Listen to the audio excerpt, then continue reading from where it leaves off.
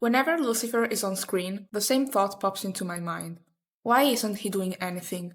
He's an angel, one of the strongest characters in the show, the king of hell, so why isn't he doing anything to help his daughter? I don't want him to do everything for her because then Charlie would have no character growth, but he definitely could have helped more. Season 2 finally explains why this character does nothing. The angels made it so that he can't hurt sinners. This means he's the king of hell, but has no real power over his subjects. Before explaining why I think this is an idiotic choice, I want to break a tiny lance in favor of Hazbin Hotel. I appreciate that they finally explained why this character can intervene only to a certain extent. I just wish that they had given us this vital information in Season 1.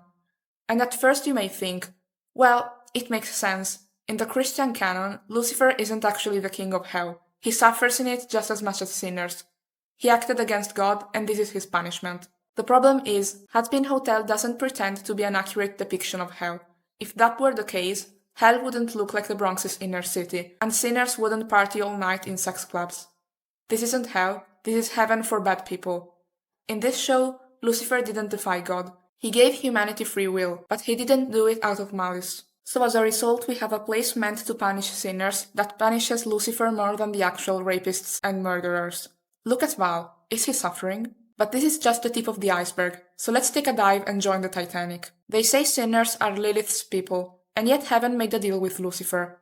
I don't understand why they did this if they aren't his people, but I admit this doesn't bother me too much because there's a chance the angels decided to negotiate with him because Lilith left and is in heaven. We still don't know exactly why Lilith left, so I won't focus too much on this. I can't help but notice, though, that if heaven did clip Lucifer's wings like Vox said, why make it so that he can't harm sinners but can wreck angels? And since Hell of a Boss is now on Amazon Prime and the two shows canonically take place in the same universe, if Lucifer can't do anything, why doesn't he call on the other deadly sins? Or the Goetia? They're still under him, and he can command them. They even show this in the background, so they knew they could have done something with the deadly sins. He may not be able to directly hit sinners, but he could use the environment to hurt them. Lucifer destroyed Vox's building, and I'm pretty sure that hurt at least one sinner. They had to remove Lucifer because he's too powerful, I get it, but he's then captured and used as a battery. So the sinners have endured years of extermination without being able to do anything, and without even knowing that angels could be killed until recently. But now they can do something like that, trapping an angel infinitely more powerful than them in a fishbowl to use his power. At first I found it ridiculous that such an ancient being could fall for that trick. But then I remembered Charlie's IQ can be measured in a single-digit number, and everything became clear. And now that I'm thinking about it, if angels in heaven can make it so that another angel can't harm sinners, why don't they just curse all of hell to be unable to harm them as well? No matter how you spin it, this whole situation doesn't make sense. Lucifer refers to Vaggie as Charlie's girlfriend, and I think that's fitting. This is all this character is.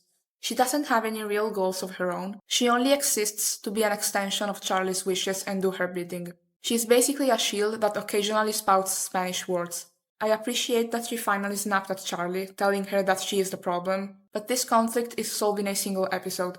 The song Easy isn't bad, but I would have preferred it if the show actually wrote this conversation, instead of speedrunning the reconciliation through a song. The reason why Loser Baby works so well is that when it ends, Angel isn't completely changed.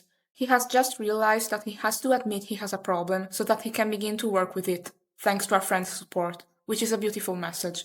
Easy, no pun intended, solves the conflict too easily, considering the mess Charlie made. Then they tried to give Vaggie something to do with a character arc, where she wants to find another name since her actual name is Vagina. I don't really have anything against this, but why is she thinking about changing it only now? Why did she choose to keep this name after being cast out of heaven, since she hates the name and the man who gave it to her? The show never clearly tells you if Vaggie is heaven-born or was a human, which by the way is a severe problem in the narrative. We're on season 2 and the show still hasn't clarified something as important as that. Adam said he named her, which leads me to believe she's heaven-born. But why would she speak Spanish then? Maybe this is the same situation as Vassago, a character from Hell of a Boss who for no reason other than sounding cool, occasionally spouts words in Spanish despite being a centuries-old demon. Going back to the name, at the end, she kept it and just changed the spelling. I don't want to end on a sour note, so one positive thing I can say about this character is that she's immensely more capable of handling the hotel than Charlie.